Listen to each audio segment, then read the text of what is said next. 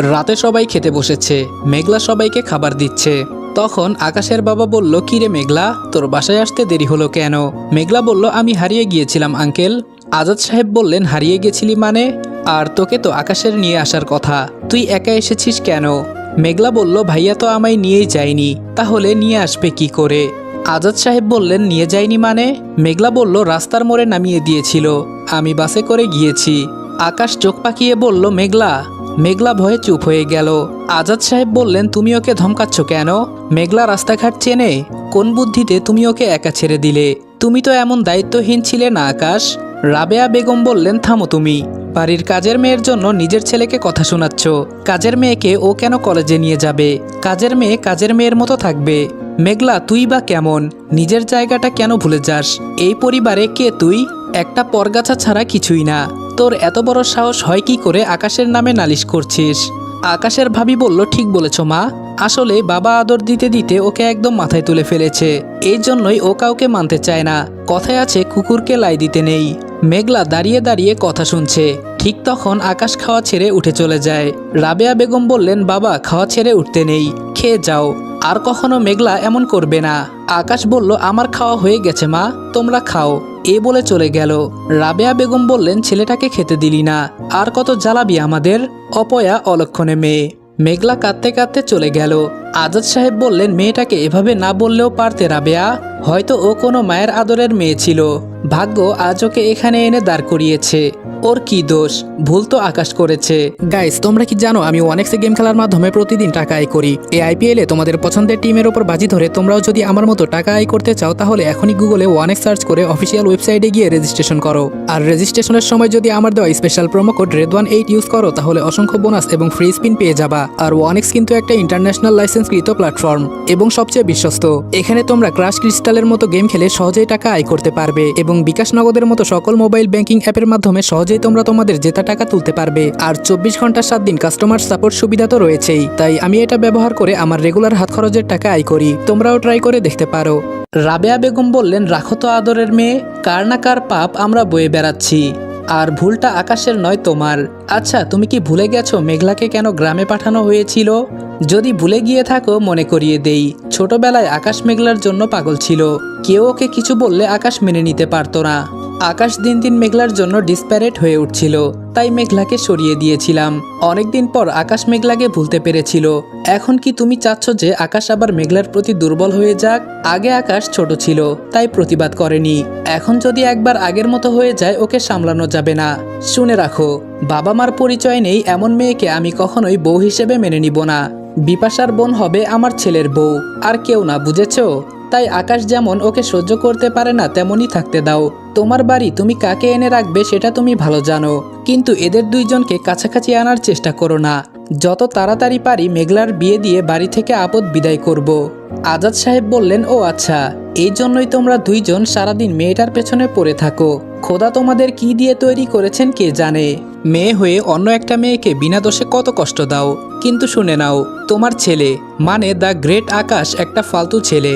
ওর কোনো যোগ্যতা নেই মেঘলাকে বিয়ে করার। মেয়েদের কিভাবে সম্মান করতে হয় সেটাই তো ও জানে না।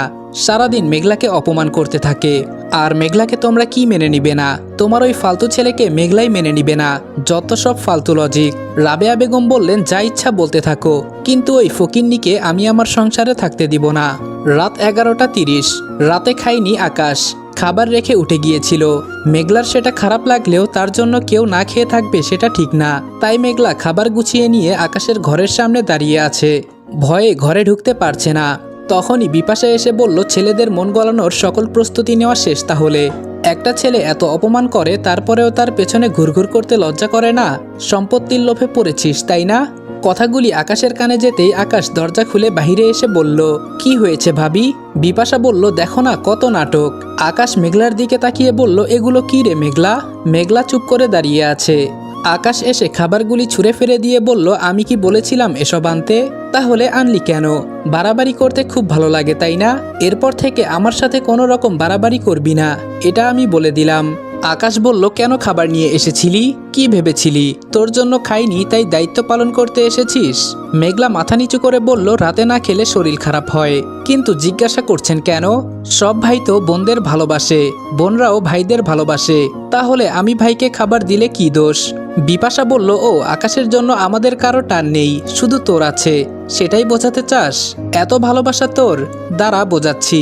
মা, ও মা, কোথায় গেলে? এসে দেখে যাও কি হচ্ছে এখানে। রাবেয়া বেগমকে ডাকতে ডাকতে চলে গেল বিপাশা। আকাশ বলল, তোকে কেউ কিছু বললে আমার সহ্য হয় না কেন বুঝিস না মেঘলা? তুই নালিশ করেছিস বলে আমি রাগ করিনি। মা তোকে খারাপ কথা বলছিল তাই না খেয়ে চলে এসেছিলাম। এখন তুই আবার কেন এলি মেঘলা? আবার তো কথা শুনতে হবে। তুই এমন করতে থাকলে তোকে আগের মতো আবার বাড়ি থেকে বের করে দিবে। আমার জন্য তুই যত বাড়াবাড়ি করবি ততই কষ্ট পাবি। তুই সেটা কেন বুঝিস না? কথাটা আকাশ মনে মনে বলল। মেঘলা বলল, কি হলো বলুন, কেন আদর করা যাবে না? আকাশ বলল, তুই চরম মাপের একটা গাধা, এজন্য এক্ষুনি চোখের সামনে থেকে বিদায় হ। মেঘলা বলল, খাবেন না? আকাশ বলল, যাবি নাকি থাপ্পড় মারতে হবে? মেঘলা বলল, আকাশে কখন রোদ উঠে আর কখন বৃষ্টি পড়ে কিছুই বুঝি না, কি আজব। আকাশ বলল, এখনো বকবক করছিস? মেঘলা সাথে সাথে দৌড়ে চলে গেল। পরের দিন সকালে আকাশ রেডি হয়ে নিচে নামছিল, তখনই চেঁচামেচি শুনে বিপাশার ঘরে গেল। সেখানে মেঘলাও আছে। আকাশ বলল, কি হয়েছে ভাবি? আর মেঘলা এখানে কি করছিস? রেডি হসনি কেন? কলেজে যাবি না? মেঘলা মাথা নিচু করে তাকিয়ে আছে। বিপাশা বলল, চুপ করে আছিস কেন? বল কি করেছিস? আমার নেকলেস না পেলে তোকে আমি বাড়ি থেকে বিদায় করে ছাড়বো, এই আমি বলে দিলাম। আকাশ বলল, কি হয়েছে ভাবি? বিপাশা বলল, আরে বলো না, আরিফ সেদিন আমায় যে নেকলেসটা দিল সেটা খুঁজে পাচ্ছি না। আমি নিশ্চিত ওটা মেঘলা সরিয়েছে, ও ছাড়া আমার ঘরে কেউ আসেনি। আকাশ চোখ রাঙিয়ে মেঘলার দিকে তাকাতেই মেঘলা বলল, আমি নেইনি ভাইয়া। আকাশ বলল, তোর সারা বাড়ি থাকতে ভাবির ঘরে এসেছিলি কেন? মেঘলা বলল, ভাবির ঘরে টিভি দেখতে এসেছিলাম কাল রাতে, এছাড়া আর কখনো আসিনি। আকাশ বলল, ভাবি তুমি খুঁজে দেখো, না পেলে আমায় বলো, আমি তোমায় নেকলেস কিনে দিব, তুমি মন খারাপ করো না। আর চোর থেকে সাবধানে থেকো, মেঘলাকে আর ঘরে ঢুকতে দিবে না, ঠিক আছে? মেঘলা বলল, খুঁজলেই পাবেন, আমি নেইনি, বিশ্বাস করুন। আকাশ বলল, লজ্জা করছে না কথা বলতে? ঘর থেকে বের হ, চোর কোথাকার। মেঘলা বলল, আমাকে চোর বলবেন না, আমি কোনো চুরি করিনি, আমি চোর না। আকাশ একটা থাপ্পড় দিয়ে বলল, তাহলে অন্যজনের ঘরে ঢুকিস কেন? মেঘলা কাঁদতে কাঁদতে বলল, সারাদিন কেউ আমার সাথে একটা কথা বলে না, আমি সারাদিন একা একা কি করে থাকি? একটু টিভি দেখতে এসেছিলাম, তাও এখন বন্ধ হয়ে গেল। আকাশ আর কিছু না বলে বাহিরে চলে গেল। কিছুক্ষণ পর মেঘলা মন খারাপ করে কলেজে গেল। কলেজে যেতেই মেঘলা দেখলো নাবিল কয়েকটা ছেলের সাথে আড্ডা দিচ্ছে। মেঘলা পেছন থেকে বলল, এই যে খচ্চর, কেমন আছেন? নাবিল বিরক্তির দৃষ্টিতে তাকালো, কিন্তু মেঘলাকে দেখে মুহূর্তেই নাবিলের মুড বদলে গেল। মেঘলা আজকে সাদা জামা পরেছে, সাথে সাদা হিজাব, চোখে গাঢ় কাজল আর ঠোঁটে পিঙ্ক কালার লিপস্টিক। নাবিল তো হা করে মেঘলাকে দেখছে, সাথে থাকা ছেলেগুলো দেখছে। ছেলেগুলি মেঘলার দিকে তাকিয়ে আছে দেখে নাবিল বলল, আরে ছোট বোন যে, কি খবর তোমার? এই তোরা দাঁড়া, বোনকে ক্লাসে দিয়ে আসি। নাবিল বলল, তারপর বলো কলেজে প্রথম ক্লাস কেমন লাগছে? মেঘলা বলল, খুব ভালো। নাবিল বলল, ফুচকা খাবে? মেঘলা বলল, ক্লাসে তো দেরি হয়ে যাবে, আপনি ক্লাসে যাবেন না? নাবিল বলল, কি যে বলো তুমি, আমরা কি ক্লাস করতে কলেজে আসি নাকি? মেঘলা বলল, তাহলে? নাবিল বলল, আমি আড্ডা দিতে আসি, আর আকাশ মারামারি করতে আসে। মেঘলা বলল, কি বলেন, কাকে মারে? নাবিল বলল, আকাশের প্রচুর রাগ, কেউ একটু 19-20 করলেই ওকে ধরে মারে। আফটার অল কলেজের ভিপি বলে কথা। মেঘলা বলল, ভিপি কি? নাবিল বলল, তুমি সেটাও জানো না?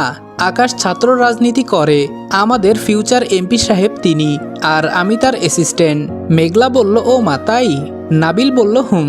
মেঘলা একটা বিষয় খেয়াল করেছো? মেঘলা বলল, কি? নাবিল বলল, তোমাকে খুব সুন্দর দেখাচ্ছে, সবাই তোমার দিকে তাকিয়ে আছে। মেঘলা একটু লজ্জা পেয়ে বলল, কি যে বলেন? মেঘলা আর নাবিল কথা বলছিল, তখন আকাশ কলেজে ঢুকলো। মেঘলাদের সামনে দিয়েই হেঁটে চলে গেল, কথা বলল না। নাবিল বলল, কি ব্যাপার, আকাশ বিল্ডিংয়ে ঢুকছে কেন, আর আমাদের সাথে কথা বলল না কেন? মেঘলা বলল, হয়তো কাজ আছে তাই যাচ্ছে, আমাকে তো আগেই বলে দিয়েছে কলেজে কথা বলা যাবে না। নাবিল বলল, তাই বলে আমার সাথেও বলবে না? আর এটা ভাঙ্গা বিল্ডিং, কোনো ছাত্র এখানে যায় না, আকাশ কাউকে মারলে এখানে নিয়ে মারে, ও ছাদের দিকে যাচ্ছে মানে কাউকে মারবে। তুমি ক্লাসে যাও, আমি আকাশের কাছে যাই, এ বলে নাবিল চলে গেল। মেঘলা বলল, আজব, কারণ ছাড়াই মানুষকে মারে, আমাকেও মারে। মেঘলা ক্লাসে গিয়ে ঠিকঠাকভাবে ক্লাস করেছে। কলেজে আজকে মেঘলা আকাশের সাথে কোনো কথা বলেনি। ক্লাস শেষে সে যথাসময় বাসায়ও চলে এসেছে। আসসালামু আলাইকুম এভরিওয়ান। মিথ্যে মায়া গল্পের 4 নাম্বার পর্ব এখানে শেষ করলাম। ভিডিওটা ভালো লাগলে লাইক, কমেন্ট এবং শেয়ার করে দিও। আর চ্যানেলে নতুন হলে সাবস্ক্রাইব করতে ভুলবে না। এবং আজকের পার্টটা ছোট করে দেওয়ার জন্য আন্তরিকভাবে আমি দুঃখিত। পরবর্তী 1 মাস প্রত্যেকটা পার্ট এমন ছোট ছোট করে আসবে। আর কেন আসবে এটা অবশ্য আমি কমিউনিটি পোস্টে বলে দিয়েছি। তোমরা যদি গল্পের পার্টগুলো আরেকটু বড় চাও তাহলে প্রত্যেকটা ভিডিওতে কিছু টার্গেট দেওয়া হবে, ওগুলো তোমরা ফুলফিল করে দিবা। যদি ফুলফিল করে দিতে পারো তাহলে ইনশাআল্লাহ আমার একটু কষ্ট হলেও আমি বেশি করে দেওয়ার ট্রাই করব। তোমরা যদি আমাকে ভালোবাসা দাও তাহলে আমি এতটুকু স্যাক্রিফাইস করতেই পারি। আর অবশ্যই আমার জন্য দোয়া করবা যেন আমি অতি দ্রুত সুস্থ হয়ে তোমাদের মাঝে আবারও নতুন গল্প নিয়ে ফিরে আসতে পারি এবং আগের মতোই রেগুলার তোমাদেরকে গল্প দিয়ে আনন্দিত করতে পারি। তো আজকের ভিডিওতে 5000 লাইক এবং 1000 কমেন্টের টার্গেট থাকলো। দেখি তোমরা কতগুলো কমপ্লিট করে দিতে পারো। তো আজকের মতো বিদায় নিচ্ছি প্রিয়। ভিডিওটা ভালো লাগলে লাইক করে দিও। কিছু আবালদের কেটে দে বলেই তোমাদেরকে জানাই আল্লাহ হাফেজ।